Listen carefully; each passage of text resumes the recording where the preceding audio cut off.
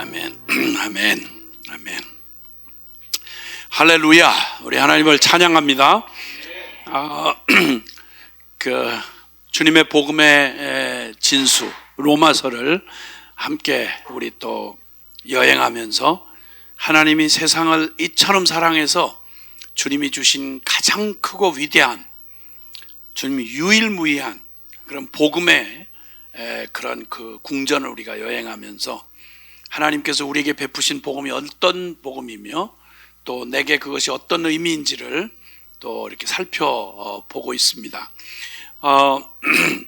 우리 또 시청하시는 분들은 또 계속 화면으로 이렇게 하시기 때문에 좀 쉽지 않겠지만, 그러나 요즘에 굉장히 좀 편리한 건 이게 좀 이 영상이 언제라도 이렇게 다시 볼 수가 있기 때문에, 그래서 그냥 한 주제를 그냥 넘어가지 마시고 처음부터 말씀드린 것처럼 이 복음을 우리가 너무 단편적으로 내가 필요한 대로 내가 이해되고 내가 듣고 싶은 것만 골라서 들었기 때문에 사실은 여기저기서 찔끔찔끔 들은 것 같긴 한데 그 복음이 내 안에 실제가 되질 못하고 그 복음이 파편적으로 조각난 그림처럼 이렇게 돼 있으니까 복음의 내용은 사실 엄청나고 어마어마한 얘기인데 내 인생 존재의 어떤 내 일생의 주제보다도 가장 화급하고 그리고 가장 참 근본적이고 내 인생의 목적에 해당하고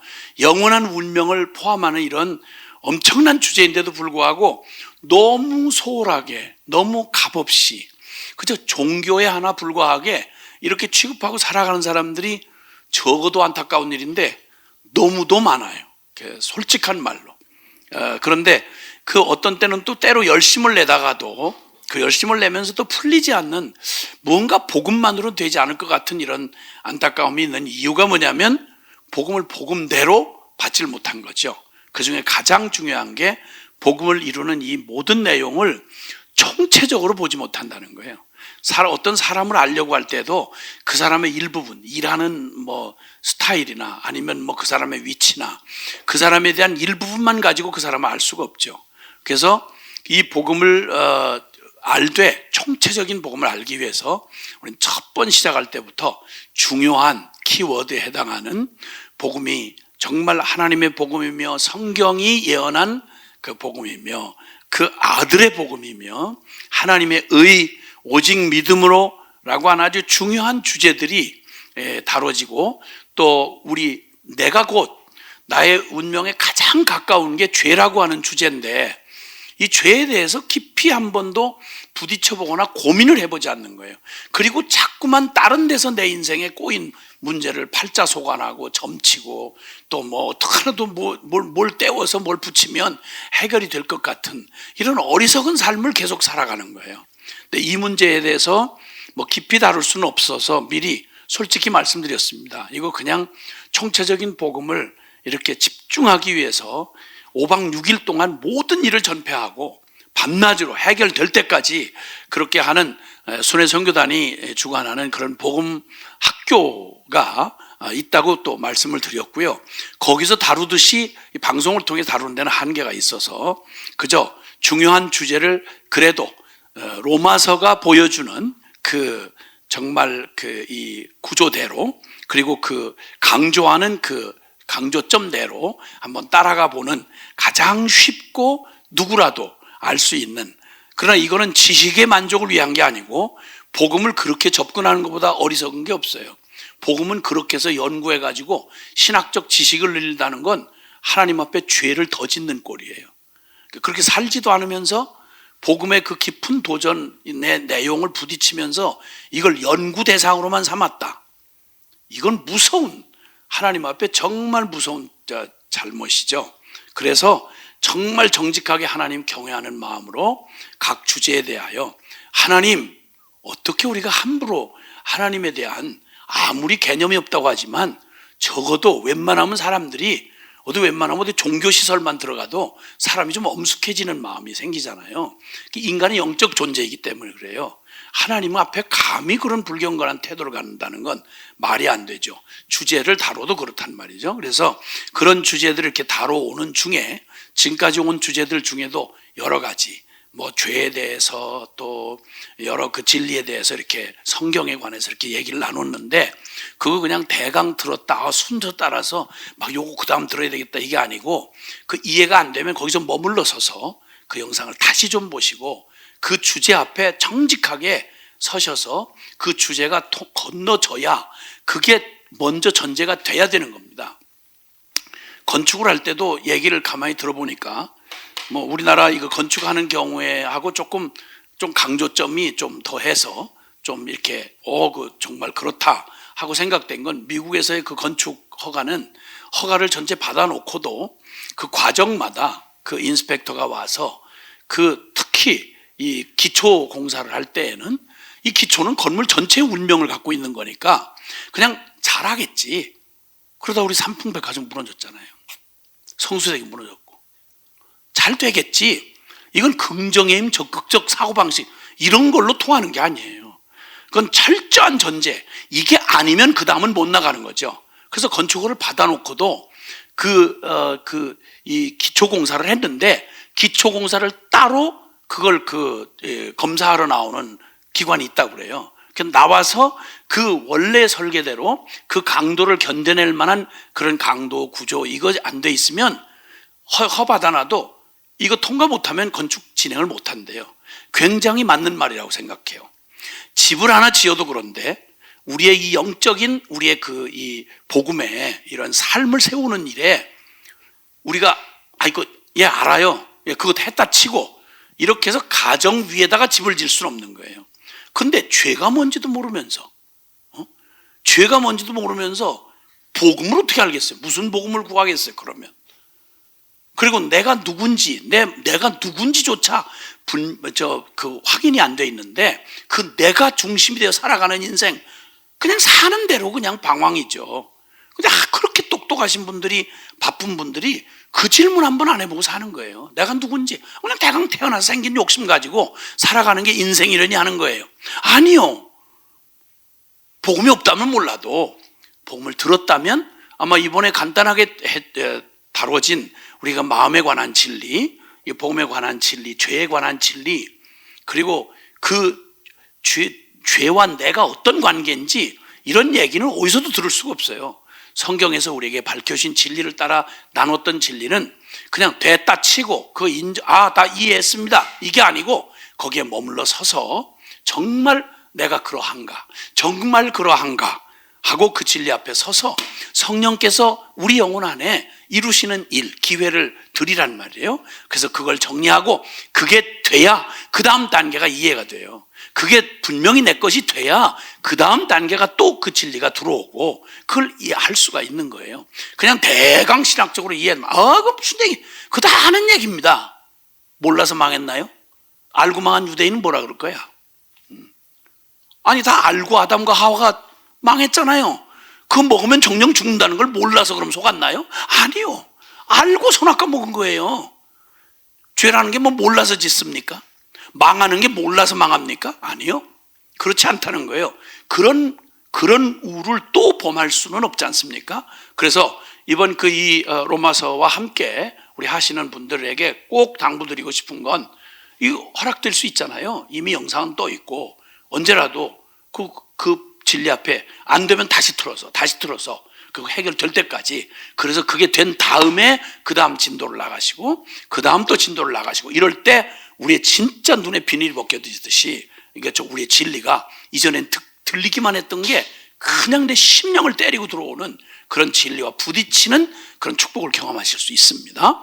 꼭 그 지침을 좀 따라주시면 좋겠고요. 자, 이제 오늘 우리가 나아갈 것은 오직 의인은 믿음으로 말미암아 살리라. 이거 복음의 핵심 되는 얘기죠. 그래서 로마서의 핵심 구절 그러면 로마서 1장 17절인데 복음에는 하나님의 의가 나타나서 믿음에 이르게 하나니 기록된 바 오직 의인은 믿음으로 말미암아 살리라. 이거 굉장히 혁명적인 선언입니다. 인간이 이 세상을 살아가는 모든 인류가 서로 다 다른 삶을 사는 것 같아도 똑같은 원리로 살아가요. 내 힘으로 살아가는 거예요. 내가 또 한번 똑바로 살아보고 싶고 내가 최선을 다해 살아보고 싶은 거예요. 그러니까 주체가 나예요. 나. 크게 인류를 둘로 나눈다면 바로 모든 인간이 태어나서 살아가는 삶의 그 원리가 바로 뭐냐면 내 힘으로 살아가는 거예요. 내 최선으로. 그런데 그 인류 보편적인 가치를 완전히 뒤집는 얘기예요. 최선으로 사는 게 아니라 오직 믿음으로 산다 이렇게 선포하는 건 우리의 가진 상식과 우리의 보편적 가치하고는 완전히 혁명적인 선언이에요. 근데 복음이 바로 그 얘기를 하는 거예요. 자, 그래서 오늘 그 말씀, 자, 로마서 3장 우리 27절로 가보겠습니다. 로마서 3장 찾으셨으면은 27절이요. 27절, 28절 시작. 그런즉 자랑할 데가 어딘 있을 수 없느니라. 무슨 법으로냐? 행위로가 아니라 오직 믿음의 법으로니라. 그러므로 사람이 의롭다 하심을 얻는 것은 율법의 행위에 있지 않고 믿음으로 되는 줄을 우리가 인정하노라. 아멘. 자, 영원히 하나님의 진노의 심판을 받을 우리 죄인된 육신으로 태어나서 죄 가운데 살다가 죄 가운데 죽을 수밖에 없는 우리의 운명, 그냥 굳이 뭐 종교적이다 뭐 철학적이다 이렇게 안 해도요, 우리 당면하고 있는 게 우리 죽음이잖아요. 우리 인생이 죽음을 맞이해야 돼요. 근데 우리 이 목숨을 가지고 하나 가지고 살지만 이게 죽음을 맞이하고 또 그냥 우리가 내 인생 내 마음대로 되는 것 같지만 아니요. 누구도 내 인생을 내가 원하는 대로 살아본 사람 아무도 없고요. 누구도 내가 얼마나 내 자신도 내 인생 내 마음대로 안 되는, 내가 어떻게 할 수 없는, 왜? 옳다고 알고 인정하는 그대로 사라지질 않는 거예요. 그러니까 선을 알면서도 악을 거절할 수가 없고, 의를 알면서도 죄를 벗어날 수가 없단 말이죠. 무능한 거예요. 내 인생이 내게 아니라는 것쯤은 조금만 정직하고 진실하게 부딪혀보면 아닌 거예요. 거기다가 정말 말 그대로 내가 죽음에, 그리고 무능에, 그리고 결국 심은 대로 거둔다고 내가 살아온 인생대로 심판을 받아야 될 터인데, 이게 모든 인간이 받아진 운명이란 말이죠. 근데 내가 알던 모르던 성경을 통해서 하나님이 선언하신 건 더군다나 우리의 살아가는 이 죄의 값에 대한 내 운명의 그 운명 값이 뭐냐면, 내 생명은 하나님 심판받도록 정해져 있어요. 이게 보통 태어나서 살아가는 삶이죠. 그 다음에 내가 이 생명이 끝난 영원한 후에는 지옥이 기다리고 있는 거예요. 그러면 이 죄의 값이라는 게, 내가 태어나서 죄인으로 태어나서 살아가는 죄의 값이라는 게 이렇게 어마어마한 그 문제를 가지고 태어난 거죠. 러시아의 그 대문호라고 알려져 있는 도스토예브스키라고 하는 사람이 청년 시절에 황제의 미움을 받아가지고 사형 집행을 당하게 됐습니다. 사형 집행이 이제 5분밖에 안 남았어요. 5분만 시간이 지나면 그냥 총살을 당하게 되는데, 그 짧은 5분 동안 나 이제 인생이 끝이구나. 그 5분 안에 그가 그 5분 경험한 5분이요, 1분을 그냥 진짜 태어나서 그렇게 진지하게 자기의 인생의 시간을, 그 5분밖에 안 남았으니까 그 5분 안에 자기가 한 얘기를 제가 다 옮길 수는 없겠는데, 하여튼 진지하게 인생의 가장 근본적인 문제를 고민하면서, 한 번만 더 기회가 주어진다면 이러는데, 마지막 딱 총살 바로 직전에 갑자기 황제의 사면을 알리는 병사가 찾아와 아슬아슬했어요. 그냥 곧바로 그냥 총살을 당하는 바로 직전에 황제의 사면령이 내려져 가지고 아슬아슬하게 죽음을 딱 5분 남겨놓고, 5분 만에 하여튼 뭐 살아났다든가 이렇게 해서, 그래서 살아났어요. 이 사람의 인생이 통째로 뒤집어졌어요. 그래서 그 사람의 그 작품들, 뭐 세계적으로 알려져 있는 많은 죄와벌이라든지 뭐 까라모주부 형제들 뭐 이런 등등의 세계적인 이런 작품들을 만드는 그것뿐만 아니라 그의 인생을 그냥 통째로 바꾼, 그래서 그는 평생에 그 5분을 살듯이 마지막 5분의 기회가 주어진다면 난 뭘 하고 사나, 이렇게 살았다 그래요. 5분의 생명 내가 주어지면 뭘 하고 살아야 되지? 이렇게 소중한 인생이에요. 근데 오늘 우리는 24시간, 내 정해진 내 인생 24시간이 벌써 토막이 나서 사라졌어요. 다시는 못 만나요. 그럼 내게 남은 시간들이 얼마나 되겠냐고요. 근데 사람들이 그냥 이 기가 막히게 주어진 일생, 한 번밖에 없는 생애를 살면서도 어쩜 그렇게 탕진을 해요? 어떻게 그렇게 허무하게 지나갈 수 있어요? 아니, 악하게 지나갈 수 있냐고요. 자, 그러면 이 짧은 시간을 바로 살려고 해도 바로 살 능력이 없는데, 그 절박하게 주어진 5분밖에 안 남은 그 시간 안에 생명값이 얼마나 소중한지 알잖아요. 그러면 내 일생에 진짜 지금부터 영원까지 죄로 말미암아 심판으로 넘겨지게 된 내 생명을 살려면 그거야말로 큰 구원 아닙니까? 이 큰 구원을 얻는데 얼마를 지불하면 되겠습니까? 얼마 들면 내 목숨 연장해주고 진짜 의미 있고 바르게 사는 삶을 준다 그러면, 그럼 얼마 주고 이 인생을 사시겠습니까? 아마 돈 있는 대로 다 투자하겠죠. 살 수만 있다면. 시편 49편 7절과 8절을 한번 보시겠습니다. 시편 49편 7절과 8절입니다.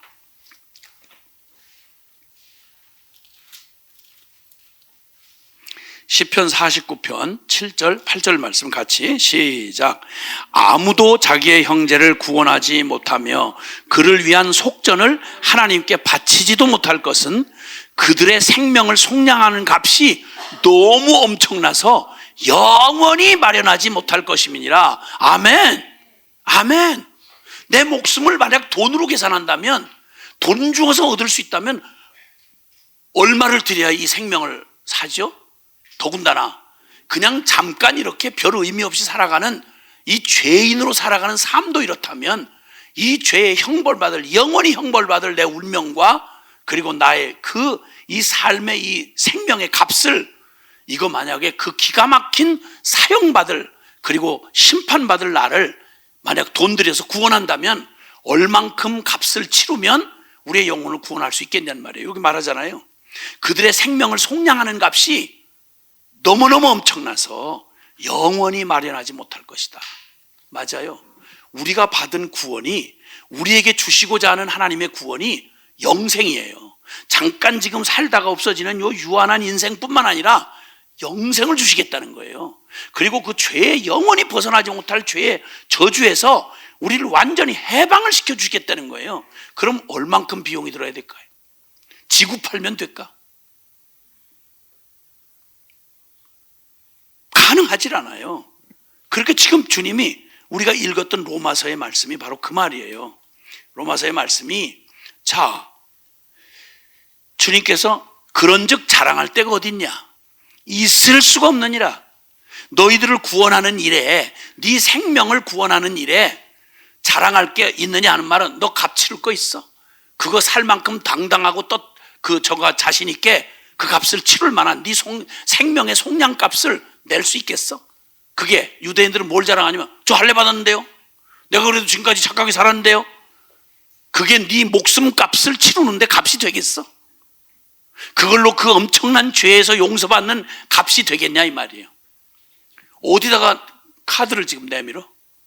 하나님 앞에 자기의 이 죄값을 치룰 값을 내는데, 아니 도대체 이 큰 구원을 얻는데 어디다가 그 구원을 받았다는 확신을, 나 교회 그래도 빠지지 않고 다녔는데요, 이걸 가지고 카드를 내밀 일이야 이게?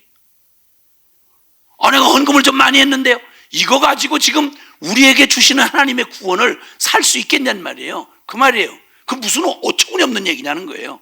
자랑할 데가 어딨냐? 있을 수가 없느니라. 누가 자격과 자기의 그 공로를 가지고 구원을 어떻게 생각했길래 이걸 구원받았다는 말을 싸구려로 하는 말이, 이게 말이 되겠냐는 거예요. 이게 혈통 가지고 되겠냐는 거예요. 직분 가지고 되겠냐는 거예요. No! 오해를 해서 그렇지. 하나님이 우리에게 주시는 이 내가 구원받는데 얼마의 값이 필요하겠냐는 거예요. 무슨 법으로냐? 행위로냐? 율법 지키는 그 어줍잖은 너네 그 수고나 자랑거리 이거 가지고 나 구원 내놓으세요 이렇게 말할 수 있겠느냐? 어처구니없는 말 하지 말라는 거예요. 나 그래도 교인증 가졌는데요, 나 신학했는데요. No! 그럴 수 없느니라. 무슨 법이냐 행위냐? 오직 믿음의 법으로니라. 아멘. 이건 값을 치를 수 있는 얘기가 아니에요. 얘기 자체가 너무 어처구니 없고 너무 유아적이에요. 근데 어떻게 이렇게 똑똑한 분들이 이 기가 막힌 얘기를, 그러니까 구원이라는 말 자체부터 오해가 있는 거고 하나님 자체를 오해하고 있는 거예요.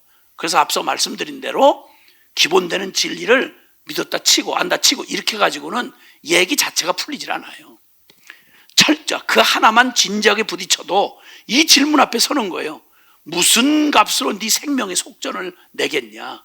재산을 다 팔아바치고 지구를 팔아바친들 네 운명을, 죄된 운명을 하나님의 심판의 그 지옥의 집행을 받을 너를 무슨 값을 줘야 그게 값이 돼가지고 너를 거기서 건져낼 수 있겠냐는 거예요. 무슨 값이 있겠냐는 거 없는 거예요. 있을 수가 없어요.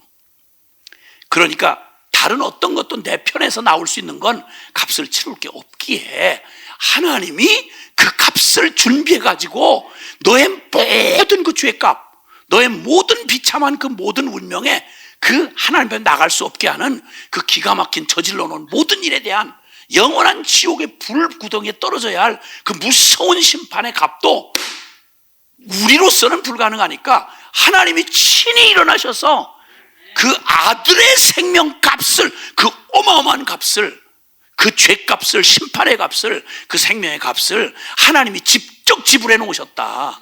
다 해결해 놓으셨다. 십자가로 해결해 놓으셨다. 그래서 다른 법이 아니라 오직 믿음의 법으로만 가능하다. 하나님이 내 이름과 내 자격으로 다 갚아주신 그 공로, 주님이 치러 놓으신 그 값을 네가 믿으면 그걸 너의 값으로 쳐주마, 이 말이에요. 이 약속이에요. 그걸 믿으라는 거예요. 그러면 그 믿는 그 믿음을 네가 직접 치렀다고 인정해주고, 왜냐하면 그렇게 되면 공의를 다 해결한 게 되니까. 그래서 오직 믿음의 법으로니라. 자랑할 데가 없다. 오직 믿음의 법으로니라. 여러분, 이건 십자가의 도를 우리가 지난번 시간에 우리가 살펴보았습니다만은 그 로마서 3장 25절에 보면요, 하나님도 의롭고 그 예수 믿는 우리도 의로워야 되는데 하나님이 완전히 값을 치르고 의를 이렇게 이루신 건 알겠어. 그런데 우리는 그럼 어떻게 의로워지느냐는 거예요. 그 일을 설명해 주신 말씀이 25절인데요. 3장 25절 같이 읽어볼까요? 이 예수를 하나님이 그의 피로써 믿음으로 말미암는 화목제물로 세우셨으니 이는 하나님께서 길이 참으시는 중에 전에 지은 죄를 간과하심으로 자기의 의로우심을 나타내려 하십니다. 아멘. 아멘. 여기 이 말은 예수님을 하나님이 그 아들의 피, 이거 생명을 말하는 거예요. 죄의 값이 생명으로 이 값을 치러야 되는데 하나님이 그 아들의 피로써 화목제물을 세우셨다. 하나님과 우리 사이에 죄 때문에 도저히 화목할 수 없는 그 일을 아들이 그 죄에 대한 형벌과 그 저주의 심판을 다 갚아서 대신 내 이름으로 죽어주는 바람에 하나님과 내 사이에 이 모든 죄의 값을 치워버리는 바람에 나는 죄와 상관없이 하나님하고 이제 교제할 수 있게 되었다. 그런데 조건이 있는 거예요. 그게 뭐냐면 그 화목제물은 이거 구약의 배경을 좀 알아야 이 말의 의미를 좀 이해하거든요. 그게 무슨 말이냐면 이스라엘 백성에게 이미 이 진리를 여러 모양으로 알아듣게 하시려고 제사제도를 해놓으셨어요. 그래서 율법을 주셨고, 율법에는 율법이 있고 제사법이 있고요, 도덕법이 있고 제사법이 있고, 그래서 내가 이렇게 살아야 되는데 이렇게 못 살았다, 죄를 지었다, 그러면 이 상태로는 하나님 앞에 못 나가요. 그러니까 하나님 성전에 나아갈 때 그들이 믿음을 쓸 수 있도록, 무슨 믿음을 쓰는지를 알게 하시려고 하나님과 죄를 지면 원수관계가 되니까 그걸 화목해 하는 희생의 제물을 하나님이 지정해 주셨어요. 너희가 죄를 짓고 내 앞에 나올 수 없으면 속죄 양을 잡아서 하나님 앞에 속죄를 하고 죄에 대한 값을 하나님이 약속한 대로 그 제사를 통해서 용서받고, 그리고 하나님과 화목하기 위하여 화목 제물을 잡아서 그 피를 가지고 하나님 앞에 나아갈 때 하나님이 이제 죄는 용서받았기 때문에 하나님과 이제 이게 그 하나님의 축복과 하나님의 그 은총을 받을 수가 있는 거죠. 이걸 상징적으로 가르쳐 주셨는데, 그들이 그 예물을 드릴 때 예물만 가지고 하면 안 돼요. 그 예물을 바치는 의미, 내용을 내 마음으로 믿음으로 참여하고 드려야 된단 말이에요. 그 얘기를 상징으로 얘기하시는 거예요. 그래서 예수님이 화목제물의 역할을 하셨는데, 그분이 하나님 앞에서 우리의 모든 죄에 대한 화목제물로서 그 죄를 다 대신 형벌받고 다 희생당했을 때, 요 주님이 이루신 공로가 우리에게 어떻게, 그러면 예수님이 죽으셨는데 왜 내가 용서를 받냔 말이에요. 그거는 주님이 뭐라고 전제를 하셨냐면, 믿는 안에서, 여기 믿음으로 말미암는 화목제물이라고 조건을 붙이셨어요. 그러니까 믿어야 효력이 생기는 거예요. 믿어야 효력이 생기는 거야. 그래서 믿음으로 말미암는 화목제물, 그러니까 예수님이 모든 인류의 죄를 다 용서하셨지만 그러나 저절로 용서받지는 못해요. 믿는 자만 용서를 받는 거예요. 왜냐하면 믿어야만, 내가 그걸 믿을 때, 내가 죄에서 돌이켜서 예수님이 해주신 공로를 믿을 때 비로소 나는 내가 의로워지는, 내가 떳떳한 의로움을 얻을 수 있단 말이에요. 그러니까 믿음을 전제로 놓으셨어요. 믿음의 법이라는 말이 뭐냐면, 하나님이 다 대신 갚아주신 걸 꼭 내가 그렇게 갚은 걸로 받고, 하나님이 은혜로 내게 이루어주신 모든 일을 내가 내 자격으로 이루어주셨으니까 그걸 내가 그대로 받아들이고, 즉 예수님이 죄에 대하여 심판받고 죽을 때 내가 죽은 겁니다 하고 이 사실을 믿음으로 받아들이고, 그리고 그분이 다시 부활하셨을 때 이제는 내 자격이 아니고, 나는 죽었으니까 이제는 내 자격으로 다시 부활하신 예수님을 내 안에 받아들여서 이제는 예수님의 자격으로 살아가겠습니다, 이 믿음으로 화합할 때야 비로소, 그래야 이 모든 그 하나님의 그 값을 내 것을 누릴 수 있다는 말이에요. 이 얘기를 계속 복음이 이 진리를 확인해 주고 계시는데, 에베소서 2장 8절 9절을 가보겠습니다. 에베소서 2장 8절 9절. 에베소서 2장 8절 9절입니다. 에베소서 2장 8절 9절. 자, 시작. 믿음으로 말미암아 구원을 받았나.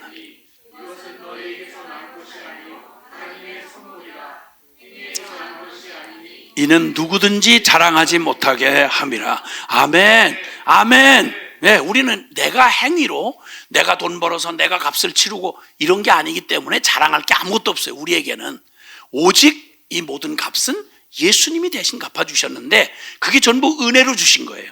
우리의 어떤 공로 때문이 아니라 하나님이 우리를 일방적으로 사랑하셔서 우리로는 불가능한 그 일을 주님이 은혜로, 거저 주시는 은혜로, 이걸 주님이 다 이 엄청난 값을 다 대신 지불해 주시고 은혜로 주셨어요. 이 은혜는, 누가 은혜를 받은 사람들은 빈손 들고 나아가서 전부로 받는 거예요. 은혜는 받을 자격이 없는 자에게 거저 베풀어 주시는 하나님의 일방적 선물을 은혜라 그래요. 그 은혜를 받을 때는 단 10원이라도, 내가 어떻게 공짜로 받습니까? 그러고 10원이라도 내면 그건 싸게 산 거지 은혜로, 믿음으로 받은 게 아니에요. 이게 악한 태도예요. 하나님 복음 앞에서 이런 생각을 가지고 있는 건 은혜를 진짜 모르는 사람의 짓이에요. 말이 안 돼요. 우리는 아무 공로 없지만, 나는 아무 자격도 없지만, 내가 한다는 게 다 해봤자 아무 도움도 되지 않아. 그러니까 나는 그냥 빈손 들고 앞에 가. 하나님이 거저 이루어주신 그 모든 은혜로 주시는 선물을 그냥 감사함으로, 감격으로, 믿음으로 받는 걸 말하는 거예요. 할렐루야. 네, 이렇게 해서 하나님의 구원이, 그 완전한 구원을 주님이 거저 은혜로 주시는 것을 나는 주님이 이루신 그 일을 또박또박 알고, 아하, 하나님이 이것도 해결해 주셨구나, 이것도 해결해 주셨구나, 이것도 다 갚아주셨네, 감격 가운데 믿음으로 받아들이고 그 다음 살아가는 걸 믿음에서 믿음으로 살아가는 거예요. 이게 신앙생활이에요. 그러니까 예수님을 아는 만큼 우리는 그 안에서 이제 더 이상 애쓰지 않아요. 자식은 태어날 때부터 아들이에요. 태어날 때부터 아들. 공로를 세워가지고 막 노력을 해서 뭐 이 점수를 이만큼 따고 이만큼 돈을 벌어오고 애를 써가지고 어느 정도 돼서 야 이거 될 만하구나 이렇게 해서 시키는 게 되는 게 아니고요. 자식은 그냥 주어진 거예요. 그냥 자식으로 태어나 보니까 아들이야. 그래서 그냥 맡겨놓은 거 지가 따가듯이 그냥 이런 뻔뻔한 놈들이 이 자식 놈들이 이게 다 그렇단 말이에요. 이게 은혜로 태어나가지고 저절로 받은 거야. 그리고 그 아들됨을 누리고 살아가는 거죠. 근데 이거 믿음이 없는 놈은, 불량한 놈은 나중에 탕자처럼 결국은 아들인데도 아버지 걸 못 누려요. 지 욕심 때문에. 믿음이 없으면. 깨닫고 돌아오면 아버지의 풍족한 걸 다 내 거로 누리게 되는 거죠. 복음도 마찬가지예요. 그래서 주님께서 이제 그 은혜로 주신 이 얘기를 쭉 선포하니까, 그러니까 제일 당황할 사람들이 그래도 나름대로 자기는 공로를 쌓아서 하나님 앞에 착하게 살고 율법 잘 지키고 막 할례도 받고 이렇게 해서 뭔가 좀 더 받을 줄 알고 생각했던 유대인들이 이거 뭐야 그러면, 이방인이나 유대인이나 똑같이 믿음으로 구원받는다고 하면 그럼 뭐 율법은 그럼 뭐야 그러면, 이렇게 해서 이제 볼멘 소리가 나오는 거죠. 그래서 로마서 3장 우리 29절 30절 한번 보시죠. 이렇게 얘기를 하니까 이게 제일 걸려드는 사람들이 이제 유대인들이에요. 그 생각이, 이게 믿음이란 말을 알아듣기가 참 어려운 사람들. 자, 28절 29절 3장 시작. 그러므로 사람이 의롭다 하심을 얻는 것은 율법의 행위에 있지 않고 믿음으로 되는 줄 우리가 인정하노라. 하나님은 다만 유대인의 하나님이시냐? 또한 이방인의 하나님은 아니시냐? 진실로 이방인의 하나님도 되시느니라. 30절. 할례자도 믿음으로 말미암아 또한 무할례자도 믿음으로 말미암아 의롭다 하실 하나님은 한 분이시니라. 아멘. 아멘. 유대인들이 오해했던 건 자기들이 율법을 지키고 할례를 받고 하는 걸 공로로 생각했어요. 공로. 자기들이 그렇게 한 그 값으로 자기들이 구원도 받고 하나님 백성 이렇게 누린다 이렇게 생각을 한 거예요. 아니. 그건 똑같이 할례를 받은 유대인이나 이방인이나 똑같이 자격 없고 불가능한 건 똑같아요. 그리고 둘 다 구원받는 것도 오직 은혜로 값없이 주시는 은혜를 믿음으로 구원받는 것도 똑같아요. 그럼 유대인은 뭐야 그러면? 유대인은 훨씬 난 게 뭐냐면 하나님이 은혜로 주시는 하나님과, 살아계신 하나님과 그 은혜로 주시는 복음을 이방인보다 훨씬, 이방인들은 하나님의 특별한 섭리가 아니었으면 저 같은 사람은 교회 교자도 모르고 예수의 자도 모르고 그냥 이렇게 호적거리고 살다가 죄 짓고 죽었을 거 아니에요. 근데 똑같은 죄인인데 날마다 그래도 이정표를 늘 보고 야 그렇게 가면 안 돼, 이리로 가는 거야, 야 이렇게 해야 이거 구원받는 거야, 이런 얘기를 율법으로 그리고 할례로 계속 도전을 받았죠. 그러니까 똑같이 그들도 믿어야 되는 건 똑같이 남아있어요. 유대인도 믿어야 되고 이방인도 믿어야 되는데 유리한 건, 믿기 더 유리한 건 모태신앙 유대인들이죠. 왜? 미리 듣고 있었으니까.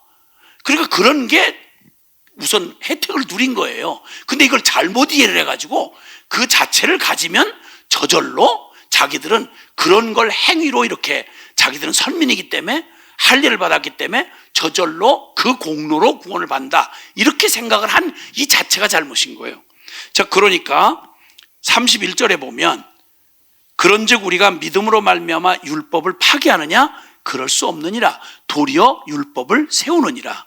유대인들의 이제 저거 한 건, 아니 그렇게 다 그냥 거저 믿음으로 이렇게 믿음으로 구원받는다고 말하면 그럼 하나님이 율법을 다 공의로 가르쳐 놓은 건데 그거 다 율법 다 필요 없는 게 되는 겁니까? 이렇게 이제 또 걱정을 또 하는 거야. 아니라고.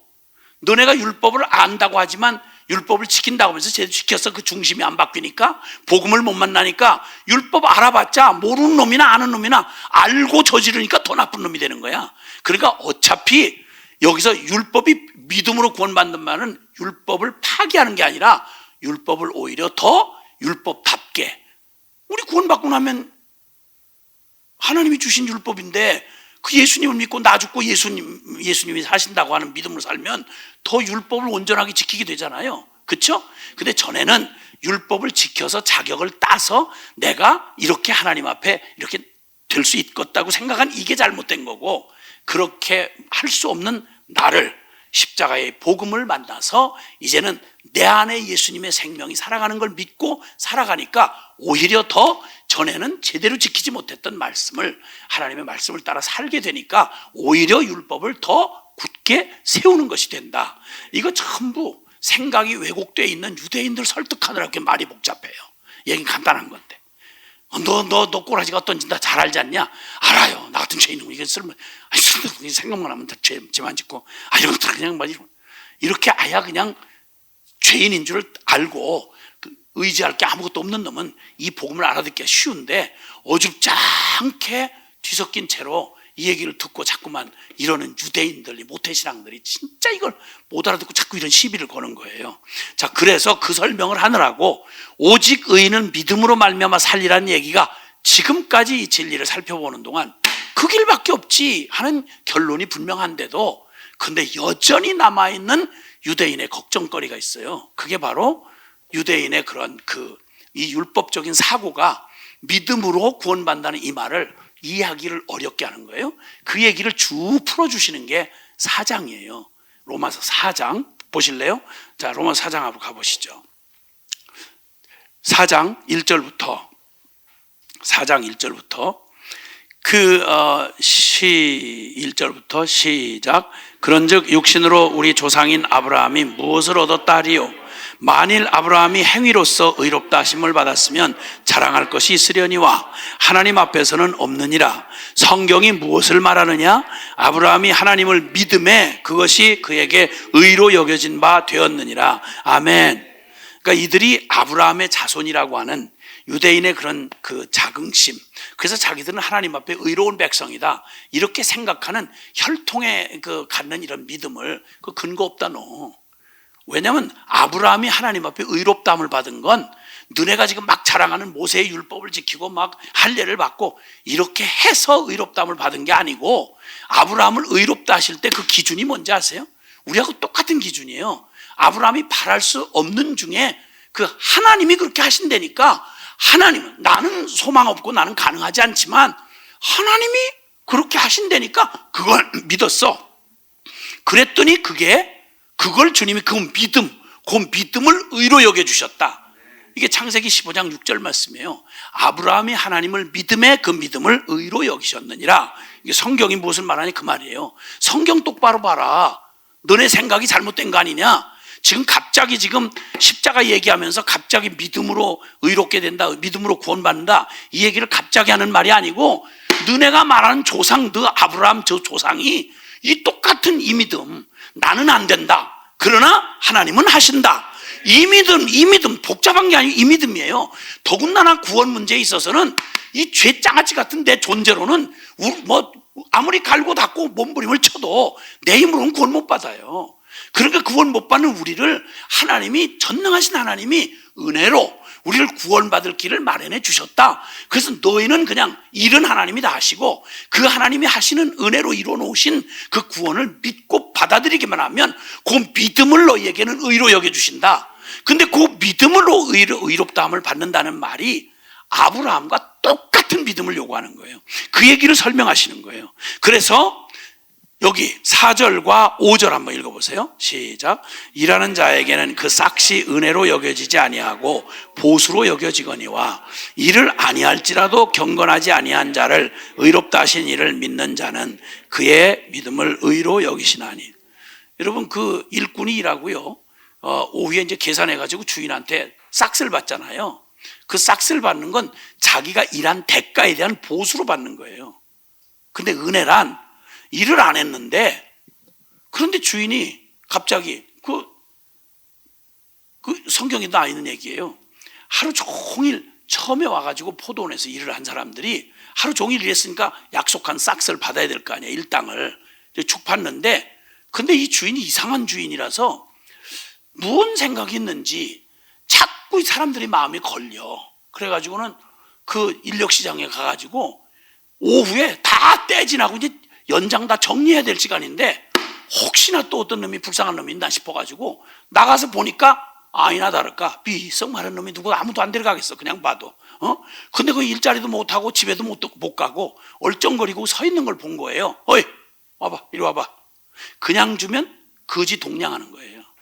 근데 이 주인이 진짜 뭐 물론 하나님을 예표하는 예지만 이리 와봐. 그리고는 일터에서 다른 사람들 대부분 이제 연장 정리하고 이렇게 해야 될 시간인데 1시간 남았는데 오후 5시에 6시 퇴근해야 된다면 오후 5시에 들어오라는 거예요. 그래서 준비하려다가 준비하고 뭐 어떻게 하나요? 이렇게 설명 듣고 준비하려다가 호랑이 훅 불고 다들 저 이리들 모여 품삯 받아야지. 이 사람은 가야 되나 말아야 되나 이러고 있는 거지 이제. 자기가 품삯은 무슨 상관이야. 그런데 갔어요. 다 얼쯤 이렇게 어이 가요 와요. 자네도 와 이리 와.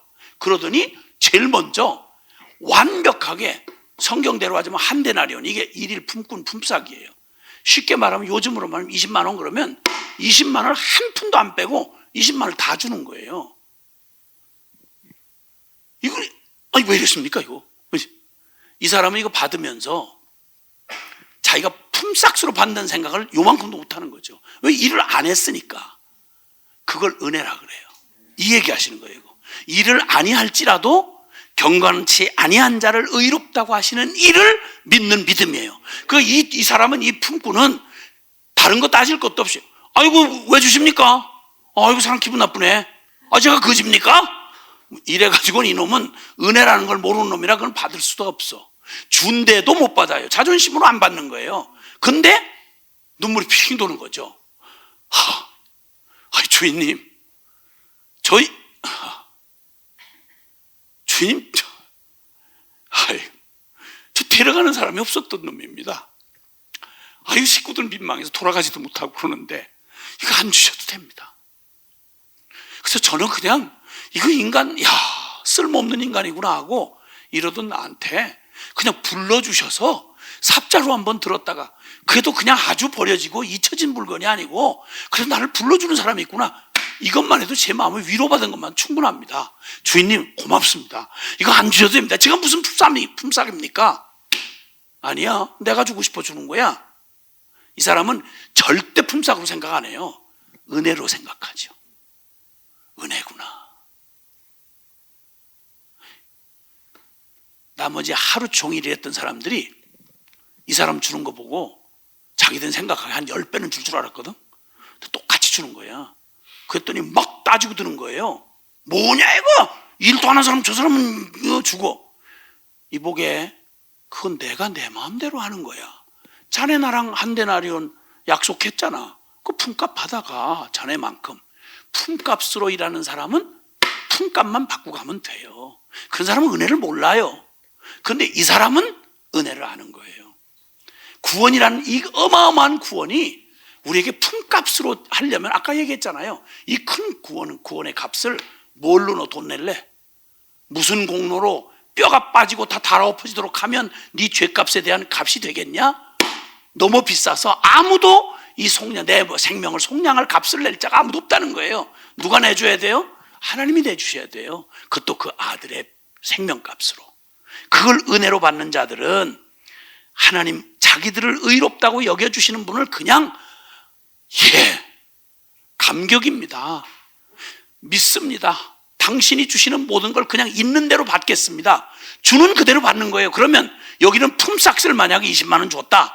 그걸 그냥 믿음으로 받는 사람은 그걸 은혜로 받아요? 그러면 만약 주님이 우리에게 주신 구원이 영원한 영생, 하나님의 자녀, 거룩함, 의로움, 이걸 그냥 주님이 아무 값 없이 주시는 거예요. 내가 다 내 아들 피값으로 다 계산하고 너한테 주는 거야. 너 다시는 죄인 아니야. 너 다시는 죄종 아니야. 너 다시는 지옥 너하고 상관없어. 왜냐면 내가 값을 다 치렀거든. 이거 받아.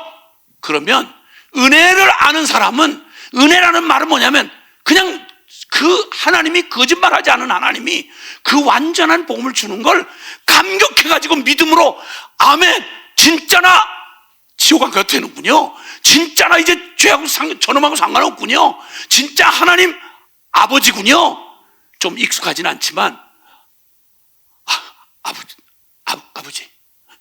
아버지 말씀하셨죠? 제가 아버지라고 해도 되는 거죠? 그럼 당연하지.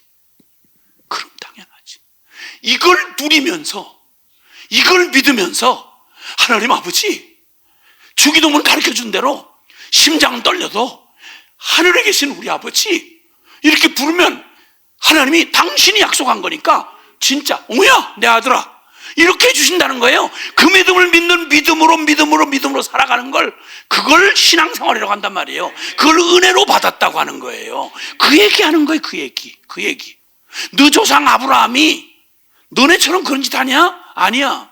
아브라함 일생 얘기 여기 창세기 나오지만 코미디 같아요. 그 사람 믿음이 없어 흔들리다가도요, 한 가지 확실한 건 오직 믿음이 있는 사람이에요. 그래서 염치 뻔뻔하게 실수를 했다가도 툭 치고 주님이 야 이놈아 정신 차리고 그래서, 그러면 요 의롭다함을 받았을 때가 언제인지 아세요? 하나님이 약속을, 말도 안 되는 약속을 해주셔가지고 너 75살 먹은 사람한테, 애가 하나도 없는 사람한테 뭐라고 그런 거 아니? 큰 민족을 이루게 해주겠다는 거야. 너 지금까지 하나님 없이 네 힘으로 애쓰고 살아왔지만 지금부터 너 그 보편타당하게 그렇게 살다 죽을 인생이 아니야. 내가 지시하는 땅으로 가. 나만 믿고 따라와. 내가 지시할 땅으로 가. 그러면 내가 너에게 큰 민족 이루게 해주겠고, 내가 너를 복의 근원이 되게 해줄 거야. 너 때문에 모든 사람이 복을 받을 거야. 넌 나만 믿어. 내가 하는 것만 믿어. 지금까지 네 힘으로 살아왔고, 네 계산 가능하면 요거 요렇게 하면 요렇게 하는 거, 이렇게 네 통박으로 살아왔지만 지금 계산기 집어던지고 하나님이 말씀하면 그거 아멘, 하나님이 그렇게 된다고 그러면 아멘, 이렇게 하고 살아. 이 약속 따라서 가슴에 막 세상이 이게 얼마나 놀라운 얘기예요. 그러니까 그렇게 믿음으로 출발했어요. 근데 10년이 다 돼가는데 애가 안 나와. 75살이 85살 됐고 아내가 10살 차이인데 65세 출발했는데 사라가 75살 됐단 말이에요. 그러니까 인간이니까 습관이 남아가지고 아이고야 이러다 큰일 나겠구나, 이거 떠돌다가 이렇게 매냥 떠돌다가 이거 자식 하나 없이 이렇게 하고 끝나겠구나 해가지고 마음에 타협을 했어요. 신앙에서 물러선 거죠. 이거 도저히 계산상 안 되니까. 그래서 다메섹 사람 엘리에셀이라고 하는 종들 중에 참한 상속자 하나를 아들로 삼으려고 결심을 다 해놨어요. 그날 밤에 주님이 찾아오셔서 주님이 얘기하시는 거예요. 아브라함아, 나는 너의 상급이고 너의 방패야. 너 인생 하나님 없이 살던 인생을 내가 너를 도로 찾아서 내가 너의 상급이 되고 너의 방패가 돼준다고 약속했잖아. 그랬더니 너무 낙심이 돼가지고 아브라함이 주여, 지금까지 10년이나 기다렸는데 자식 새끼 하나도 안 나오는데 뭘 더 기다리겠습니까? 저도 생각이 있는 놈이라 뭐 꼭 내가 낳아야만 자식입니까? 차마는 양자라도 입양하면 되는 거지 뭐. 그래서 저 종들 중에 다메섹 사람 엘리에셀이라는 사람을 양자로 입양하기로 했습니다. 너무 걱정하지 마시고, 뭐 저도 의리밖에 없는 놈인데 하여튼 주님이 말씀하셨으니까 그냥 남들한테는 하나님이 주었다고 이렇게 얘기하고 다닐 테니까 너무 걱정하지 마옵소서 이러고 주절주절 떠드는 얘기가 창세기 15장 얘기예요. 그때 주님이 긴 말하지 않고 인간적인 연약함으로 하나님 없이 살던 습관이 남아가지고 오직 믿는 믿음, 하나님만을 믿는 믿음으로 안 되는 그를 그냥 내치지 않으시고요, 조용히 천사를 보내셨겠지, 조용히 팔을 끌어내서 밤에 하늘을 쳐다보라는 거야. 홍천 하늘처럼 별이 많겠지. 너 하늘 쳐다보라는 거야. 저 별을 셀 수 있느냐? 없는데요. 너 바다에 모래알은 셀 수 있어? 없는데요.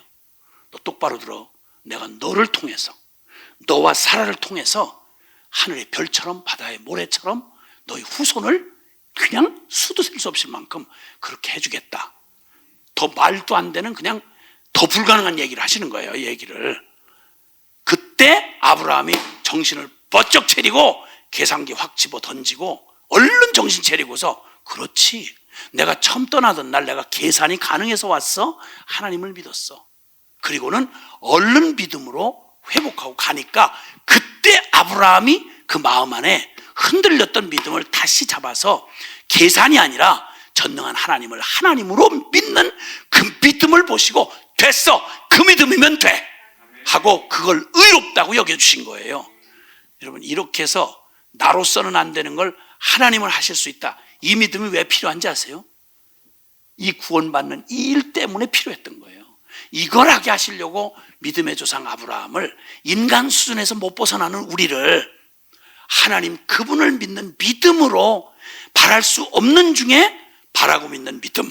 그래야 이 큰 구원을 하나님이 이루어 놓으신 걸 우리가 그냥 그대로 믿어서 그 믿음을 실제 현실로 알고 그리고 그 믿음을 디디며 살아갈 수 있도록 이 큰 구원을 받는데도 오직 의인은 믿음으로 말미암아 살아야 되잖아요. 이 믿음이 무슨 믿음인지를 알려주시려고 아브라함을 선택하셔서 그 믿음을 가르쳐 주신 거예요.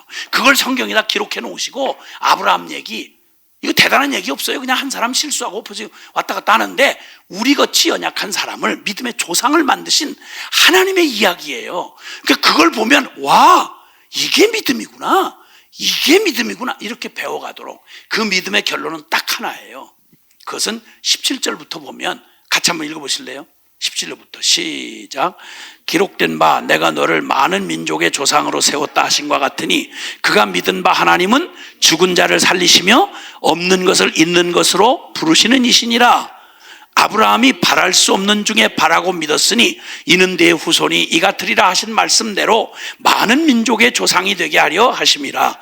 그가 100세나 되어 자기 몸이 죽은 것 같고 사라의 태가 죽은 것 같음을 알고도 믿음이 약하여지지 아니하고 믿음이 없어 하나님의 약속을 의심하지 않고 믿음으로 견고하여져서 하나님께 영광을 돌리며 약속하신 그것을 또한 능히 이루실 줄로 확신하였으니 그러므로 이것이 그에게 의로 여겨졌느니라. 아멘.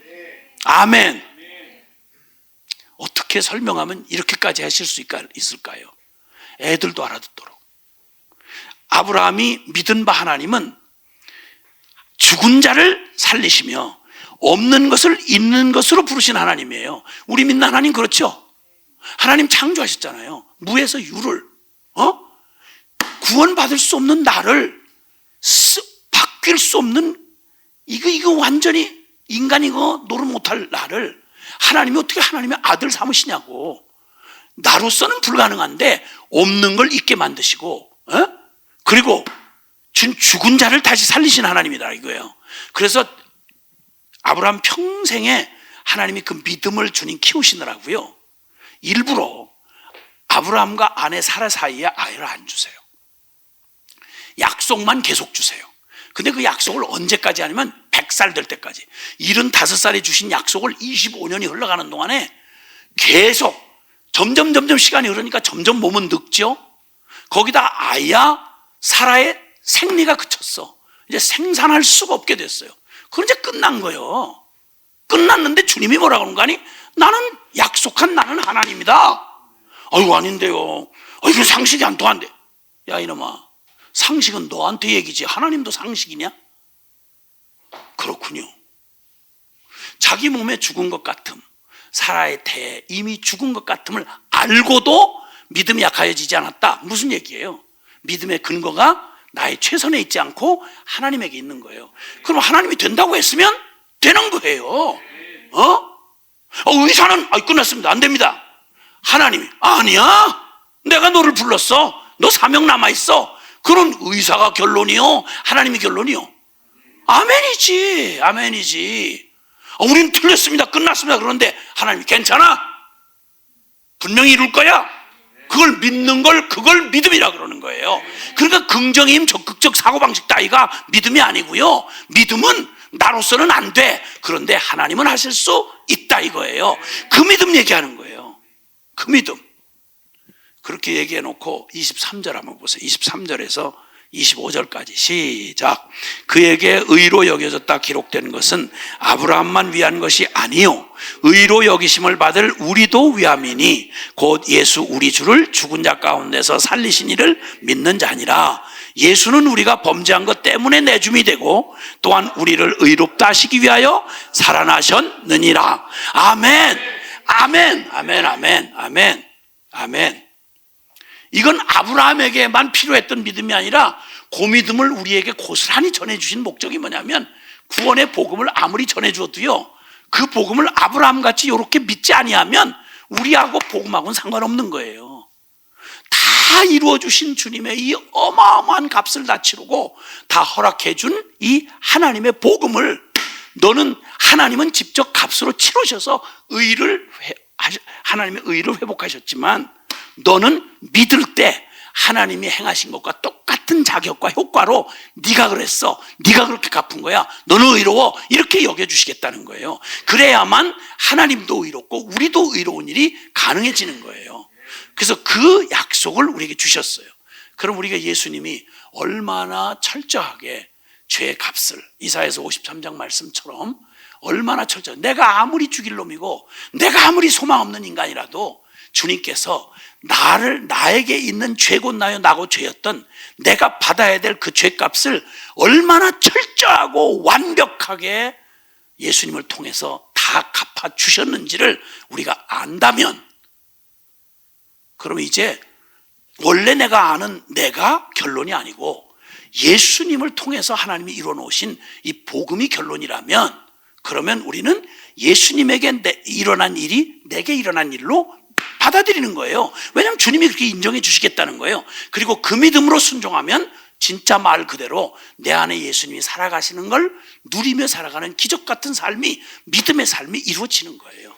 아멘, 아멘. 예, 상식도 아무것도 통할 수가 없었던 기가 막힌 복음 바깥에 살다가 어느 날 그 사실이 주님이 나를 사랑해서 죄 용서해 주시고 구원해 주셨다는 게 믿어지던 날 제 안에서 통곡을 받아내시고, 그 믿음이 믿어지는 그 믿음을, 이 육체를 입고 살아가니까 현실은 분명히 있지만 어떤 현실보다도 제 삶의 결론은 예수님이 결론이었어요.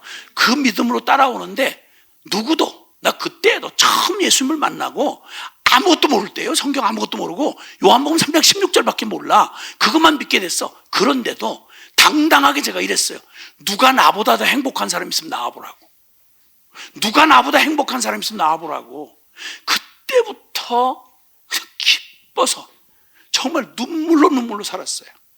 예배당에, 그 초라한 예배당에, 시골 예배당에 그냥 가서 뒷자리에 그냥 이방인처럼 앉아 있어도 그 사실이 믿어진 것만 해도 그냥 그게 그렇게 감격이 됐더랬어요.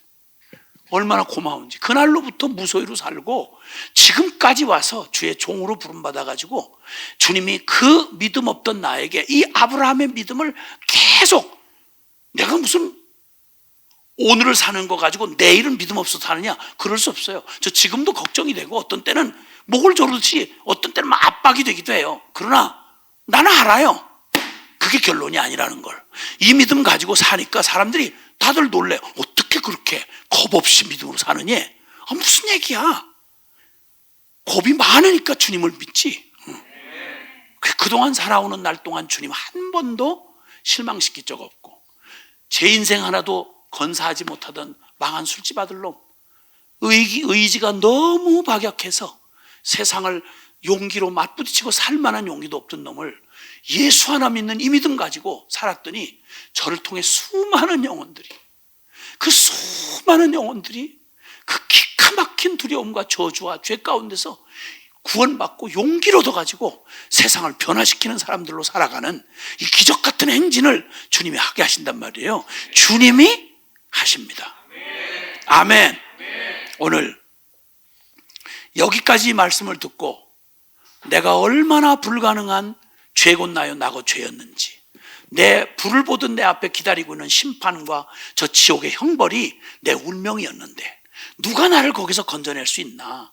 그런데 그때, 우리로서는 할 수 없는 그때, 이제는 하시고 주님이 완전히 무에서 유를 창조하시던 그 능력으로 바랄 수 없는 중에 바라고 믿는 그 하나님이 정말 불가능한 우리의 구원을 아들 예수님을 통해서 이루어 주시고 우리에게 초대하시기를 다 이뤄놨어. 넌 믿기만 하면 돼. 제가 무슨 자격으로, 자격 말하면 그건 은혜가 아니야. 네가 무슨 값을 내겠어 여기다가. 아니야.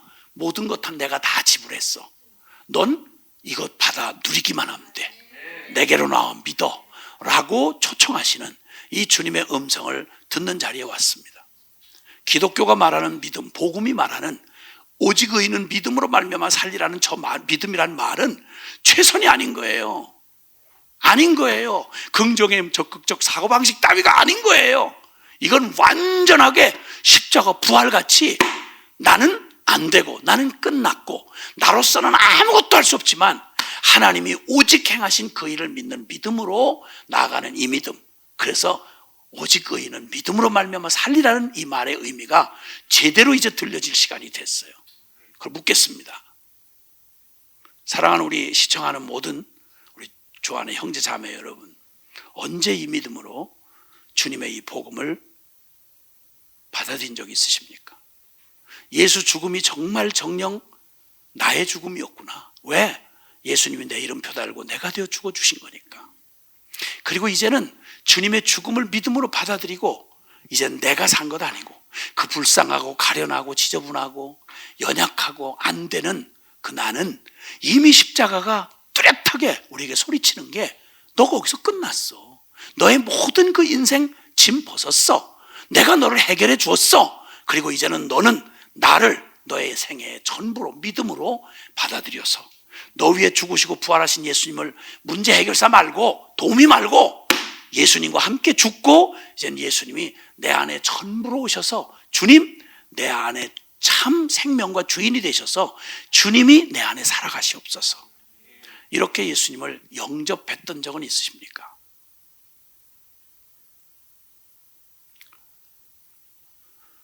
그 믿음으로 주님이 초청하시고 우리를 이 복음으로 우리를 부르시는 주님 앞에서 우리의 모든 삶에 분기점이 있습니다. 예수 그리스도에 관해서 들은 거, 눈물겹게 그분을 닮아보려 애쓰는 거, 이것으로는 아닙니다. 주님의 복음 앞에 나와서 그 주님의 그 완전한 복음을 온전히 받아들여서 나 예수와 함께 죽고 이젠 나 주님과 함께 다시 살았습니다. 갈라디아서 2장 20절의 말씀처럼 내가 그리스도와 함께 십자가에 못 박혔나니 그런즉 이제는 내가 산 것 아니요 오직 내 안에 그리스도께서 사십니다. 이렇게 고백하게 됐던 날은 언제 있었습니까? 만약 아니라면 지금 이 시간 어떤 장소 환경 가운데 있는지는 모르겠으나 지금 가능하시면 그 자리에서 무릎을 꿇으십시오. 그리고 주님을 향해서 두 손을 드십시다. 그리고 주님 앞에 이렇게 여러분의 영혼의 고백을 믿음으로 드렸으면 좋겠습니다. 다 같이 기도하겠습니다. 주님을 향해서 손을 이렇게 들어보십시오. 내가 내 힘으로 아둥바둥 살아오려고 했던 내 손에는 무슨 흔적이 남아 있습니까? 무슨 냄새가 묻어 있습니까? 내 최선으로 사니까 되든가요? 내 힘을 젖먹던 힘까지 애를 쓰며 살아왔던 내 인생에 내 손에는 뭐가 쥐고 남은 게 있나요?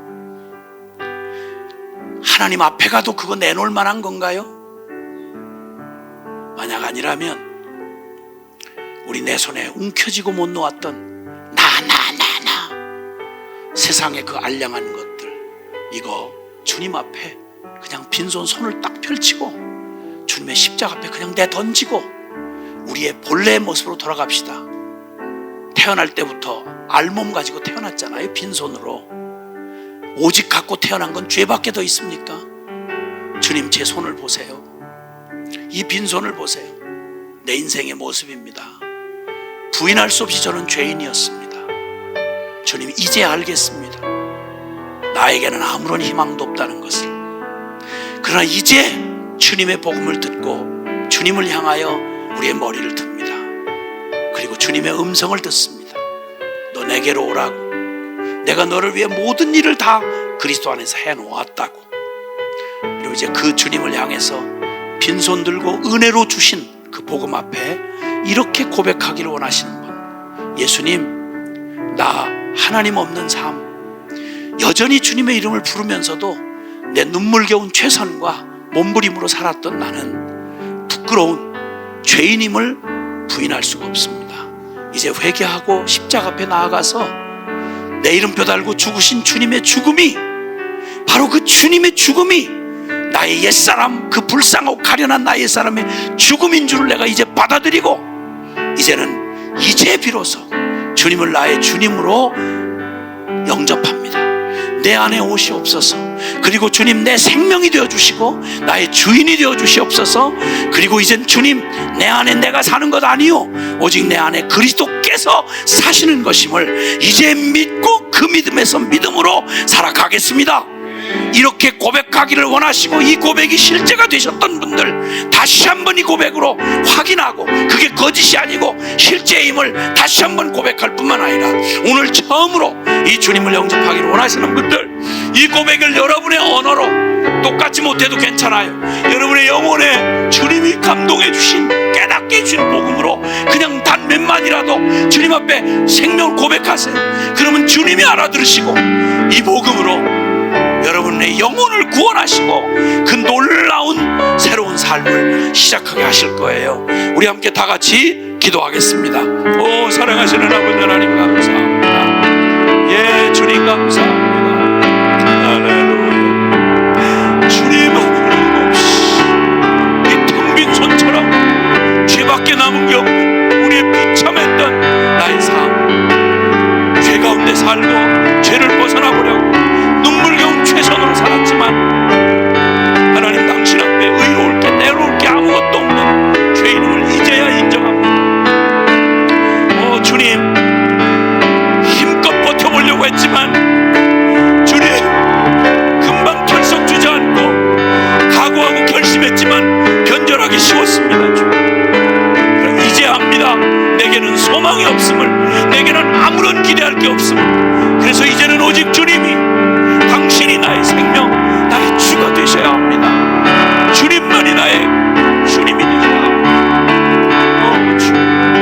주님,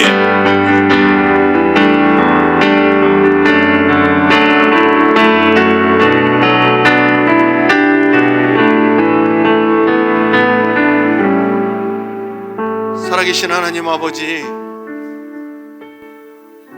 아무 자격 없는 자에게 하나님 복음으로 초대해 주셔서 감사합니다. 이 초대 앞에 주님 앞에 가지고 나갈 게 아무것도 없습니다. 주님, 빈손으로 나왔습니다. 아니, 빈손이 아니라 덕지덕지 나에게 붙은, 내 영혼에, 내 생명에 붙은 이 더러운 죄를 가지고 주님 앞에 나왔습니다. 주님이 마련해 주신 당신의 아들 예수 그리스도로 말미암아 자격 없는 자에게 하나님 거저 베풀으신 그 은혜로 당신의 아들 예수 그리스도의 십자가의 보혈을 우리에게 부어주셔서 우리의 죄를 맑게 깨끗하게 씻겨주신 주님을 찬양합니다. 하나님, 뻔뻔하고 자격 없지만 하나님 그럼에도 불구하고 주님이 우리를 의롭다 하셨기에 주님 앞에 아버지라 부르며 나아갑니다. 하나님, 이 복음으로 초대해 주셔서 너무 감사합니다. 하나님, 우리를 구원해 주셔서 감사합니다. 앞으로의 나의 삶과 우리의 삶이 주님 앞에 감사의 제사로 밖에 나아갈 수 없는 그 은혜를 허락하신 주님 찬양합니다. 하나님, 내가 예수 그리스도와 함께 십자가에 죽었고 예수 그리스도가 내 안에 임마누엘 사시는 이 생명으로, 아들 예수 그리스도 사는 생명으로 주님과 함께 나아갈 것을 믿음으로 선포합니다. 하나님 감사합니다. 전혀 나아갈 수도 없고 자격도 없는 자에게 불러주신 은혜에 감사하고 너무 고맙고 뭐라 말할 수 없는 그 영광스러운 은혜, 이 십자가의 그 구원의 은혜로 나를 초대해 주신 주님, 주님 오실 그날까지 이 은혜 기억하며 살아가겠습니다. 주님 은혜의 보좌 앞으로 불러주신 주님 찬양하며 그 크신 어마어마한 구원을 나에게 거저 선물로 주신, 은혜를 주신 주님 찬송하며 이 모든 것 살아계신 예수 그리스도의 이름으로 간절히 기도합니다. 주님께 영광의 박수 올려드리겠습니다.